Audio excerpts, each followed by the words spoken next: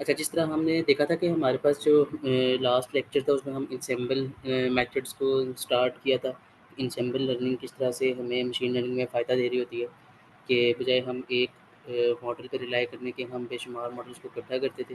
और फिर हमने बैकिंग एंड पेस्टिंग देखी थी, जिसमें आपको याद होगा कि हमारे पास हम एक ही ट्रेनिंग डेटा सेट के मुख्तलिफ सब पार्ट्स बनाते थे, सब ट्रेनिंग डेटा सेट्स बनाते थे और फिर वो हर मॉडल को देते थे और हर मॉडल उस पे अलग-अलग ट्रेन होता था और देन हम उसका एग्रीगेट कर लेते थे, या कह लें कि एवरेज निकाल लेते थे। एग्रीगेटिंग करके हम उसको फाइनल एक मॉडल तैयार करते थे, जिसको हम कहते थे कि अब ये मॉडल हमारी प्रेडिक्शंस करेगा। और हमने देखा था कि सिंगल मॉडल की निस्बत वो मॉडल किस तरह बेहतर परफ़ॉर्म कर रहा था हमारे पास। अब इनसेंबल मेथड्स में हमने देखा था कि इनसेंबलिंग जो लर्निंग है उसको करने के ना 2-3 तरीके हैं, जिनमें से एक हमने backing and testing last time देखा था। आज हम उसी को नेक्स्ट लेके जा रहे हैं, उसमें से हम देखेंगे बूस्टिंग मेथड। तो ये थोड़े है थ्योरेटिकल कांसेप्ट्स हैं ज़्यादा समझने के लिए, तो बाकी आप पे इसके एक प्रैक्टिकल हम मॉडल भी ट्रेन करके देख लेंगे। लेकिन ज़्यादा इसमें थ्योरी समझने वाली है कि हमारे पास किस तरह से ये काम कर रहे होते हैं और किस तरह से नेक्स्ट मॉडल है वो ट्रेन हो रहा होता है और किस तरह से वेट्स वगैरह उसके चेंज हो रहे होते हैं। अच्छा, अब हम स्टार्ट करते हैं बूस्टिंग को ना, तो बूस्टिंग में हमारे पास कहने के ये इनसेंबल एक मेथड है, इसमें हमारे पास ना बेशुमार वीक लर्नर्स होते हैं और वो सब मिलके एक स्ट्रॉन्ग लर्नर बनाते हैं। इसकी अगर मैं आपको मिसाल दूँ तो इसमें ऐसी है कि क्लास में जो सारे बच्चे होते हैं हर सब्जेक्ट में कहने के बहुत अच्छे नहीं होते। कोई मैथ में अच्छा होगा, कोई बायो में अच्छा होगा, कोई फिज़िक्स में अच्छा है, कोई केमिस्ट्री में। अब क्या होगा कि हर किसी को अपनी-अपनी चीज़ पे ग्रिप तो हासिल है, अपने-अपने सब्जेक्ट में। तो सारे लेकिन दूसरे सब्जेक्ट में अगर वो मैथ वाला जो है वो फिज़िक्स में अगर वीक है, तो उसके लिए या लेट्स से केमिस्ट्री में अगर वो वीक है, तो हमारे पास जो दूसरा बच्चा आएगा अगर वो केमिस्ट्री में स्ट्रॉन्ग है, वो दोनों मिल जाएँ तो वो दोनों एक अच्छा कॉम्बिनेशन बना देंगे। अगर उनके पास कोई क्वेश्चन पेपर आता है जिसमें ग्रुप में कोई असाइनमेंट आती है जिसमें मैथ, केमिस्ट्री और फिज़िक्स को इकट्ठे लेके चलना है। तो उसमें वो दोनों बच्चे मिलके अच्छा परफ़ॉर्म कर देंगे बनिस्बत अकेले के लिए अगर वो सेपरेट उस असाइनमेंट को इंडिविजुअली करते हैं। तो इससे हमें मतलब क्या समझ आ रहा है कि अगर एक जो बंदा है या एक हमारे पास मॉडल था, लेट्स से उसने ट्रेनिंग डेटा सेट पे वो रेडी हुआ है, लेकिन उसमें क्या था उसने कुछ चीज़ों को छोड़ दिया, कुछ चीज़ों को अच्छे तरीके से समझ नहीं सका। तो जो दूसरा हमारे पास मॉडल होगा वो क्या करेगा, जिन चीज़ों को उसने छोड़ दिया उसके ऊपर ट्रेन करने की कोशिश करता है कि वो समझे कि ये चीज़ें इंपॉर्टेंट है और इन चीज़ों को मैंने अब सीखना और इन चीज़ों को ट्रेन करना है। तो इस तरह हमारे पास इसमें बूस्टिंग कंसेप्ट ये होता है कि हमारे पास ज़्यादा सारे वीक लर्नर्स को हम इकट्ठा करते हैं और जब वीक लर्नर्स इकट्ठा होते हैं तो फिर हम एक स्ट्रॉन्ग लर्नर बना लेते हैं। तो जिस तरह वहाँ पे यहाँ पे हम मॉडल से ग्रुप कर रहे हैं, आस्ता-आस्ता वहाँ पे हम क्या करते हैं, बच्चों का एक ग्रुप बना लेते हैं, स्टूडेंट्स का एक ग्रुप बना लेते हैं जो हर सब्जेक्ट में अच्छे होते हैं, ताकि हमारे पास एक परफेक्ट ग्रुप आ जाए जिससे अगर हम मैथ, फिज़िक्स, केमिस्ट्री कोई भी सवाल पूछते हैं तो वो उसको ईज़िली उसका जवाब दे सकें या प्रिडिक्ट कर सकें।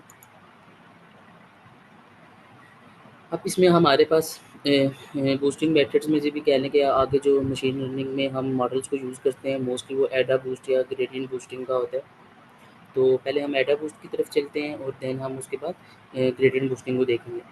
अच्छा, एडा बूस्ट में हमारे पास क्या हो रहा होता है? अच्छा, जो चीज़ें मैं साथ कोशिश मैंने की है कि मैं पढ़ाऊँ उनको मैंने थ्योरेटिकली के साथ टेक्स्ट फॉर्म में लिख भी दिया। अच्छा, ये हमारे पास डायग्राम है एक। अच्छा, अब इस डायग्राम में क्या हो रहा है कि हमारे पास एक ट्रेनिंग सेट था, हमने एक मशीन लर्निंग मॉडल को दिया, वो उस पे ट्रेन हुआ।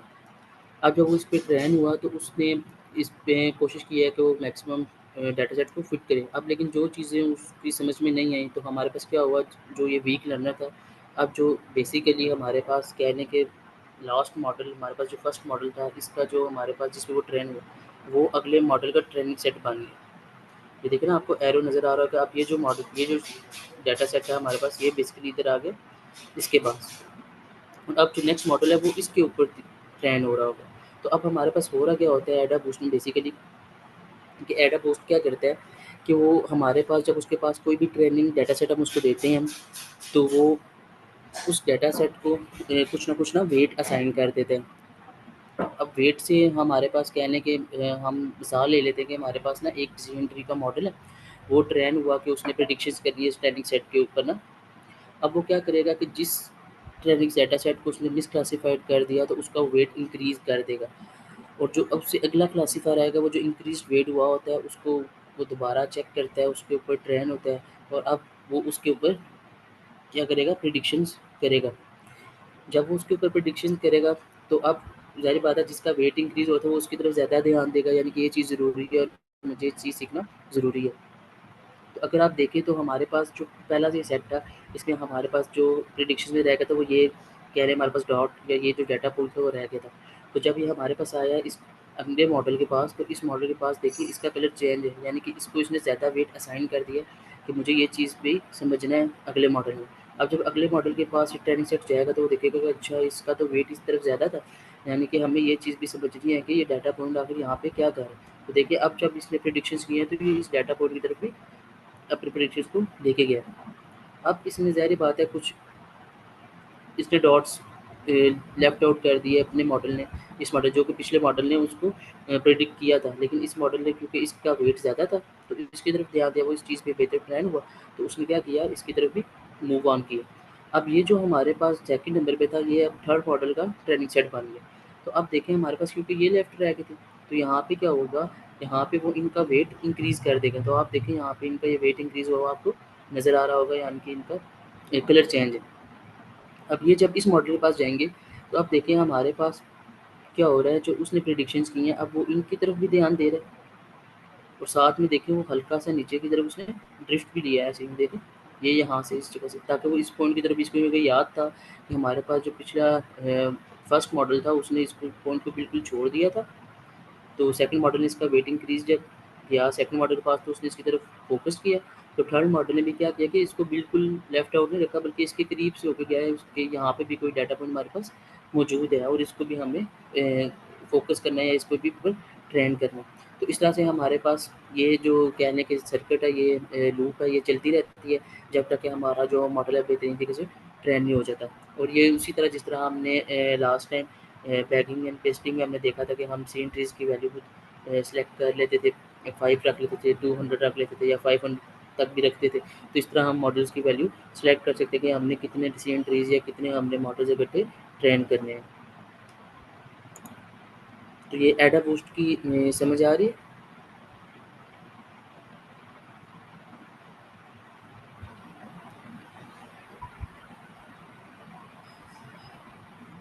ओके। देन हमारे पास डिसीजन बाउंड्रीज़ है ना, अब हम हमने क्या किया यहाँ पे हमने क्योंकि जब हम कोई कह लें कि मॉडल ट्रेन करते हैं ना उसमें हम उसका लर्निंग रेट देते हैं कि उसने कितने लर्निंग रेट पे ट्रेन होना है।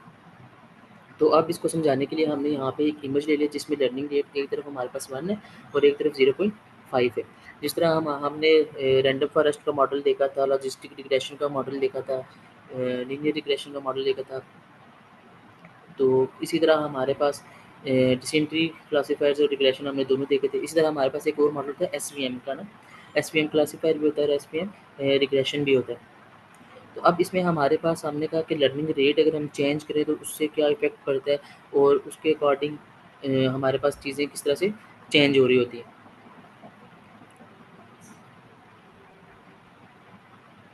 अच्छा, इस इमेज में अगर मैं तो हम देखें तो हमने क्या किया, जो लेफ्ट साइड में हमारे पास इमेज है इसमें लर्निंग रेट था हमारे पास 1 और जो सेकंड इस राइट साइड पे इमेज है इसमें लर्निंग रेट क्या है 0.5 है। तो अब हमारे पास होता है क्या, मैंने आपको इसका बताया कि ऐड अ बूस्ट में या बूस्टिंग में क्या हो रहा होता है कि हमारे पास जो मिसक्लासिफाइड इंस्टेंसेस होते हैं, जो मिसक्लासिफाइड हमने पॉइंट्स थे उनका वेट हम इंक्रीज़ कर देते हैं अगली इटरेशन के ऊपर ना, इटरेशन से मुराद है कि नेक्स्ट स्टेप के लिए ना, क्योंकि वो चीज़ रिपीट हो रही होती है। तो जैसे-जैसे हमारी जो एक किस्म की सीक्वेंशियल लर्निंग की जो टेक्नीक है इसमें आप कह लें कि आस्ता-आस्ता हम थोड़ा-थोड़ा ट्वीक्स करते रहते हैं। लेकिन इसमें हमारे पास साथ-साथ उनके जो वेट्स होते हैं वो भी इंक्रीज़ होते रहते हैं इनसेंबल मेथड में। तो अब इसका मतलब है कि जब ये इतना ज़्यादा वेट उसका इंक्रीज़ होगा तो ये ओवरफिटिंग की तरफ भी हमारा डाटा सेट जा सकता है, सॉरी मॉडल हमारा ओवरफिटिंग की तरफ भी जा सकता है। क्योंकि जब हमने देखा कि वो हर स्टेप में जो एक पॉइंट पे रहता है तो 3 पॉइंट पे शिफ्ट करते हैं तो उनके वेट देख लो इंक्रीज़ करता है और हर अगले स्टेप में हमारा जो मॉडल है उनकी तरफ प्रेडिक्ट करने की कोशिश करता है। तो इसका मतलब है कि वो तो हर डाटा पॉइंट की तरफ उसका जितने डाटा पॉइंट्स हर दफ़ा रह जाएँगे। जिस तरह आप देखें यहाँ पे डाटा पॉइंट्स ये 2 लेफ्ट हो गए, तो ये अब इसने इन दोनों का वेट इंक्रीज़ कर दिया। तो अब हमारे पास जितना ज़्यादा मतलब है कि ये हम मॉडल्स रखेंगे उतना ज़्यादा हमारे पास क्या हो रहा होगा कि जो लाइन है या प्रिडिक्शन लाइन जो होगी वो या मॉडल होगा हमारा इतना ज़्यादा ट्रेंड कि वो हर डाटा पॉइंट को इंपॉर्टेंट समझेगा क्योंकि हर दफ़ा वेट नहीं क्या होना है इंक्रीज़ होना है। अच्छा इसके एग्ज़ाम्पल ऐसे लेने के लेट्स से अगर हमारे पास जब इस मॉडल ने इसका वेट इंक्रीज़ किया है, तो यहाँ पे अभी समझिए इसके 10 पॉइंट इंक्रीज़ कर देना कि ये इम्पोर्टेंट है। अब यहाँ पे तो ये इसके पास से गया था, तो अब हमारे पास यहाँ पे जब इसको दोबारा ये पॉइंट लेफ्ट आउट हुआ था, देखें दोबारा इन दोनों पॉइंट्स की वेट इंक्रीज़ हुए हैं। तो लेट्स से अगर ये यहाँ पे 10 पे था, तो यहाँ पे जब दोबारा इंक्रीज़ हुआ है इसका वेट हुआ है इस मॉडल की वज़ह से क्योंकि इसने इसको छोड़ दिया था, तो हमारे पास ये 20 की वैल्यू होगी। मैं एग्जांपल दे रहा हूँ, वैसे वेट की प्रॉपर एक मैथमेटिकल इक्वेशन होती है, लेकिन हमें सिर्फ अंडरस्टैंडिंग करनी है कि वेट क्या होते हैं और मॉडल उसको वेट को इंक्रीज़ करता है और उसके बेस पे प्रेडिक्शंस फिर आगे नेक्स्ट मॉडल कर रहा होता है। तो हमारे पास क्या हुआ कि जब ये लूप आगे चलती रहेगी तो सोचें कि हमारे पास जो डाटा पॉइंट रह रहा है और अगर इस तरह के डाटा पॉइंट्स और भी हुए जिनके बार-बार वेट इंक्रीज़ हो रहा है और क्या पता ये आउटलायर ही हों क्योंकि थोड़ा अकेले से भी है। इसकी तरफ भी जब वो ध्यान देगा तो हमारे पास जब इसकी बाउंड्रीज़ बनेंगी तो देखें वो क्या इससे बनेगी कि हमारे पास वो ओवरफिटिंग की तरफ चला जाएगा। अभी देखें हमारे शार्प कर्व्स आ रही हैं इसमें, ना कोई स्मूथ है और ये हर पॉइंट के ऊपर फिक्स करने की कोशिश कर रहे हैं।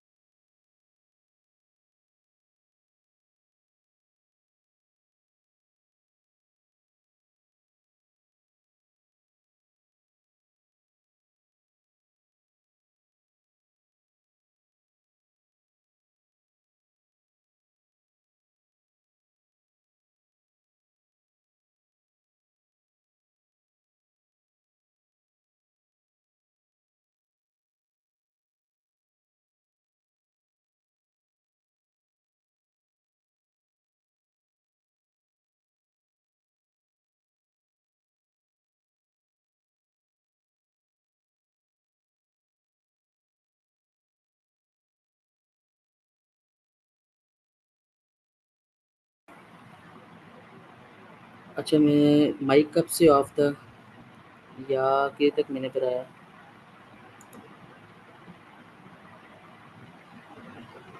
ये ग्रेडियंट बूस्टिंग की समझ आ गई थी?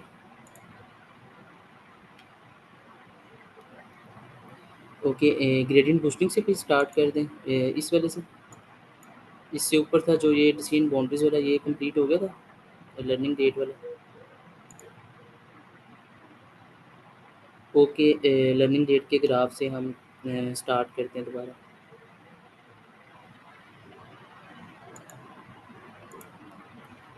अच्छा, लर्निंग डेट का जो ग्राफ था उसमें हमारे पास क्या हो रहा था, मैं ये बता रहा था कि जब हमारे पास जो डाटा बूस्ट था उसमें देखें हमारे पास हर वो जो वेट था उसको हर जो डाटा सेट पॉइंट था उसका वेट इंक्रीज़ कर रहा था। जब वो वेट इंक्रीज़ कर रहा था तो इसका मतलब ये हुआ कि हमारे पास अ, इसकी तरफ वो ज़्यादा तवज्जो दे रहा था। इसका मतलब है वो हर डाटा पॉइंट पे फिट होने की कोशिश करेगा मॉडल, जिसकी वजह से वो ओवर फिटिंग की तरफ जा सकता है। तो वो इसमें हमारे पास अगर लर्निंग रेट की वैल्यू 1 है और यहाँ पे 0.5 है, तो अगर हम देखें जब 1 थी लर्निंग रेट की वैल्यू, तो हमारे पास जो मॉडल था वो इतना ज़्यादा अच्छा उसने सीखा, इतना अच्छा ट्रेन हुआ कि उसने सारे आउटलायर थे इनको भी एक-एक पॉइंट को उसने पकड़ने की कोशिश की है। इसकी वजह से हमारे पास जो डिसीजन बाउंड्रीज़ है बड़ी शार्प एजेस ले रहे हैं, बड़े शार्प टर्न्स ले रहे हैं। लेकिन यहाँ पे वो जनरलाइज़ अच्छा नहीं कर रहा, क्योंकि अग्रेसिव कर रहा है, क्योंकि यहाँ पे लर्निंग, इसका मतलब है यहाँ पे हमारा जो मॉडल है वो ओवर फिटिंग की तरफ चला गया। और जब हमने लर्निंग रेट उसका कम किया कि भई इतना ज़्यादा भी नहीं समझना, इतना ज़्यादा भी फ़ोकस नहीं करना और ये चीज़ें सीखनी, बल्कि हमने उसके किया 0.5 किया, तो उससे क्या हुआ कि हमारा मॉडल ने जनरलाइज़ेशन बेटर की। और यहाँ पे अब अगर हम डिसीजन बाउंड्रीज़ को देखें तो ये स्मूथ कर्व जा रही हैं बजाय शार्प एजेस के। तो इसकी वजह से हमारा जो मॉडल था वो हम कह सकते हैं कि बेहतर ट्रेन हो गया। तो अब हमने क्या करना होता है कि जब हम ग्रेडियंट बूस्टिंग, सॉरी, ये एडा बूस्ट अप्लाई कर रहे होते हैं, तो उसमें लर्निंग रेट और जितने मॉडल्स हमने एस्टिमेटर्स लेने हैं उनको हम बैलेंस करके चलते हैं। हम चेक करते हैं कि हमारा मॉडल अगर फिटिंग की तरफ अगर जा रहा है तो हम लर्निंग रेट को कम करते रहते हैं, अगर हमारा मॉडल अंडर फिटिंग की तरफ हो तो लर्निंग रेट को इंक्रीज़ करते जाते हैं। और इसी तरह अगर जो दूसरे जो मॉडल्स होते हैं एन एस्टिमेटर्स, उनकी वैल्यू भी मैंने आपको बताया था लास्ट टाइम जब हम बैकिंग एंड टेस्टिंग कर रहे थे, तो हमने एस्टिमेटर की वैल्यू 10 भी रखी थी और 200 तक भी हम लेके गए थे। तो वो भी साथ साथ डिपेंड करता है कि हम 200 उसकी वैल्यू रख रहे हैं तो उस टाइम लर्निंग रेट क्या रखना है, और अगर हम मॉडल्स कम यूज़ करें तो उस टाइम लर्निंग रेट क्या रखना है, और इन दोनों को हमने बैलेंस करके चलना होता है। लर्निंग रेट क्लियर है, फिर हम ग्रेडियंट बूस्टिंग की तरफ चलें।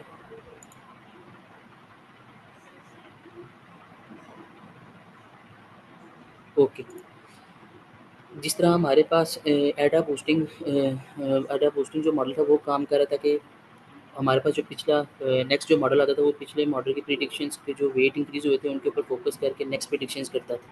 सेम इसी तरह ग्रेडिएंट बूस्टिंग भी अप्लाई करता है लेकिन सीक्वेंशियल वे में। लेकिन अब इसमें फ़र्क ये होता है कि बजाय इसके कि ये मॉडल के weight increase data set point के वेट इंक्रीज़ करे जिनको मिसक्लासिफ़ाई किया गया, ये करता है ये जो उनका जो रेसिडुअल एरर बचता है उनके ऊपर अपनी नई प्रिडिक्शंस को करता है।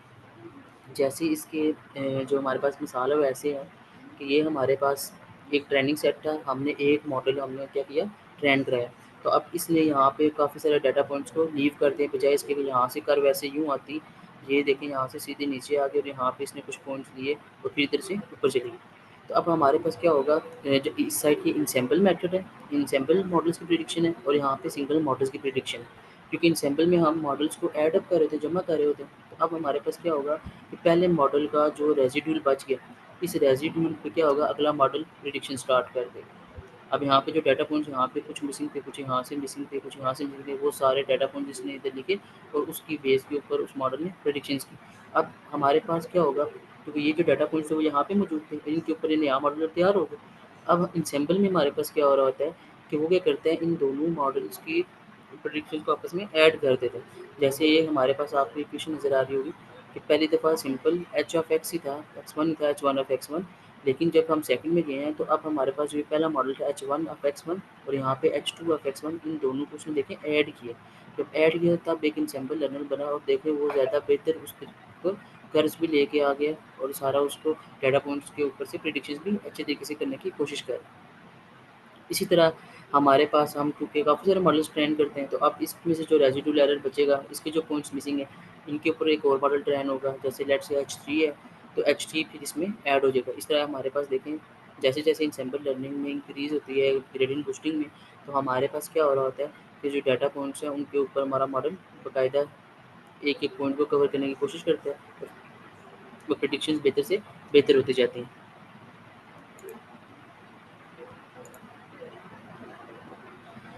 अब जो हमारे पास एक जिस तरह हमारे पास रैंडम फॉरेस्ट को अप्लाई करने के लिए scikit-learn ने आसानी की थी, इसी तरह हमारे एपीआई कॉल्स के थ्रू या उसमें बिल्ट इन ऑलरेडी ये मॉडल्स बने हुए हैं और हम सिर्फ कॉल कर दें, बजाय इसके कि हम पूरा इसका मैथमेटिकल इक्वेशंस भी लिखें और सारी वर्किंग भी देखें। scikit-learn हमारे लिए बहुत ज़्यादा आसानी कर देता है। तो इसने भी उसी तरह किया कि हमने scikit-learn sklearn से हमने ये ग्रेडिएंट बूस्टिंग रिग्रेसर का मॉडल इम्पोर्ट कराया। उसी तरह हमारे पास जिस तरह मैक्सटेक हमने देखी थी, रैंडम फॉरेस्ट केस में कितना हम डेप्थ में जाना चाहते हैं। इसी तरह हमारे पास एन एस्टिमेटर से कितने मॉडल हमने ट्रेन कराए हैं। जैसे अगर हमने 3 मॉडल्स की सूरत में ट्रेन कराए तो हम एन एस्टिमेटर 3 रख सकते हैं। इसी तरह जो लर्निंग रेट है उसकी भी वैल्यू होती है कि लर्निंग रेट आप 1 रखो या 2 रखोगे या मोस्ट वैसे 1 ही होता है मैक्सिमम और हम इससे कम ही लेके जाते हैं। जिस तरह 0.5 पे आके 0.2 या 3, 1 इस तरह से। तो हमने उसके बाद उसको डॉट फिट के फंक्शन में लगा के हम जो ट्रेनिंग सेट होता है उसको हम ट्रेन कर देते हैं जिसमें मॉडल को ट्रेन हो जाता है।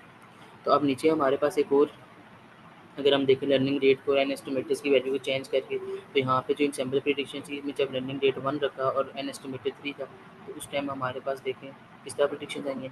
और यहाँ पे हमने देखें एन एस्टिमेटेड की वैल्यू को 200 चेक किया है और लर्निंग रेट हालांकि हमने 1 की जगह 0.1 ले गए हैं, लेकिन तब भी हमारे मॉडल ने इतना ज़्यादा उसको कहने के ये करने की कोशिश की है पर है कि हर डाटा पॉइंट के ऊपर ले गया और ये मॉडल ओवर फिटिंग की तरफ चला गया, लेकिन हर पॉइंट को इसने रीड किया। तो ऊपर भी मैं यही बता रहा था डाटा बूस्टिंग में कि जिस तरह हमने उधर भी लर्निंग रेट और एस्टिमेटेड की वैल्यूज़ को बैलेंस रखना होता है, उस तरह से हमने बीच का कहने के रास्ता तैयार करना है मुनासिब सा कि जिसमें हमारा मॉडल अंडर फिट भी ना रह जाए और ओवर फिटिंग की तरफ भी ना चला जाए। यहाँ पे अगर हम देखें तो हल्का-फुल्का ये तो चलें 1-2 पॉइंट्स थे, लेकिन यहाँ पे देखें ज़्यादातर पॉइंट्स हैं जो हम छू रहे थे जब हमने 1 लर्निंग रेट रखा और जो अनएस्टिमेटेड वैल्यू थी वो 3 थी उस टाइम। तो ये हमारे पास अंडर फिटिंग में कहने के आ रहा था। और जब हमने क्या किया एन एस्टिमेटर की जो वैल्यू थी वो हमने 200 की और रनिंग रेट हमने हालांकि बहुत कम किया 0.1 किया, तब भी हमारा मॉडल हर पॉइंट को उसने रन करने की कोशिश की कि जितने ज़्यादा मॉडल्स होंगे उतने ज़्यादा वो उसके रेजिडुअल एरर पे ट्रेन हो रहे थे और जितने ज़्यादा वो रेजिडुअल एरर पे ट्रेन होंगे वो समझते जाए कि ये डाटा पॉइंट भी इंपॉर्टेंट है और इसको हमने प्रिडिक्ट करना और इस डाटा पॉइंट को अपने लर्निंग कर्व में कहने प्रिडिक्शन लाइन में शामिल करते जाते हैं। तो ये हमारे पास देखें इस तरह से हर पॉइंट को उसने टच किया। तो इस तरह हमारा मॉडल जनरलाइजेशन की तरफ नहीं गया बल्कि वो ओवर फिट हो गया। तो इस तरह हमने लर्निंग रेट और जो नंबर ऑफ रेंज में हमेशा हमने बैलेंस ढूंढना होता है अगर हम कोई कहने के ऑप्टिमल परफॉर्मेंस उसकी ढूंढ रहे हैं।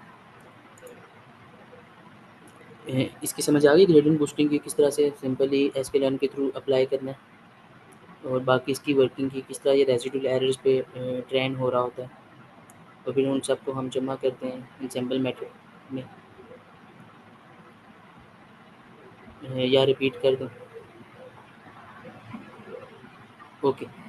अगर आपको समझ आ गई है तो इस तरह से है कि इस दफ़ा मैंने सिर्फ़ ये थ्योरी कवर की है, क्योंकि लास्ट 3 से 4 क्लासेस में ऐसे हो चुका है कि हम थ्योरी के अलावा साथ कोई ना कोई डाटा सेट लेके उसके ऊपर मॉडल ट्रेन भी किया है। हमने मुख्तलिफ परफॉर्मेंस मेजरमेंट्स भी उसकी देखी, क्लासिफिकेशन की भी और रिग्रेशन की भी।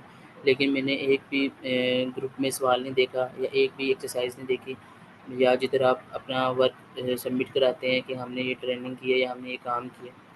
तो इस वजह से मैंने भी आज कोई प्रैक्टिकल मैंने कहा कि बच्चे सिर्फ सेशन लेना है और उनको थ्योरी की समझ होनी चाहिए, बाकी प्रैक्टिकली तो वो कुछ कर नहीं रहे, तो हाल ही उनको फिर थ्योरी ही कराई जाए। और प्रैक्टिकली अब आप पे ही काम छोड़ दिया है, अब आपने एडा बूस्ट भी कर लिया और ग्रेडिएंट बूस्टिंग भी कर लिया। इन दोनों को आपको पता है आपके पास डाटा सेट ऑलरेडी मौजूद है गिटहब पे, मैं का लिंक भी मैम ने शेयर कर दिया था जहाँ पे डाटा सेट जहाँ से आप लोग डाउनलोड भी कर सकते हैं। तो वहाँ पे जाएँ और ये अप्लाई करें। अगर नेक्स्ट क्लास में आप लोग चाहते हैं कि हम कोई डाटा सेट लें और उसके ऊपर देखें कि किस तरह से अप्लाई हो रहा होता है और वहाँ से हम देखें कि क्विक इस तरह से अगर आप चीज़ों को समझते रहेंगे, तो आपको चीज़ों की अंडरस्टैंडिंग तो हो रही है, लेकिन अब प्रैक्टिकल वे में इनको यूज़ कैसे करना है या हमारे पास कोई डाटा सेट आ गया, उसके ऊपर हमने ये मॉडल कैसे अप्लाई किया, तो उससे कोई फ़र्क नहीं पड़ेगा।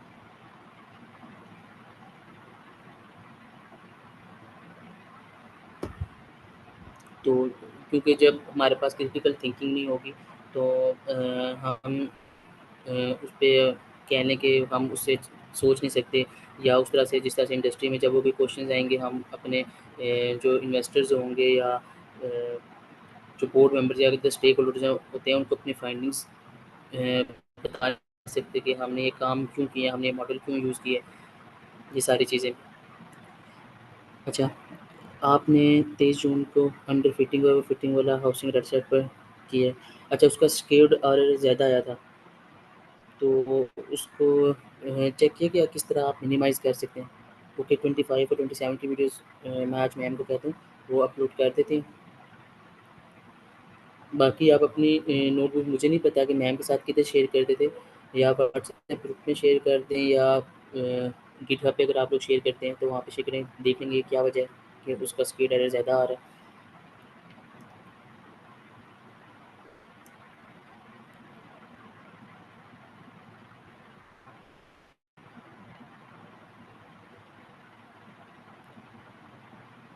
ओके देन, अगर कोई फर्दर क्वेश्चंस नहीं है तो फिर आज का सेशन यहीं पे एंड करते हैं।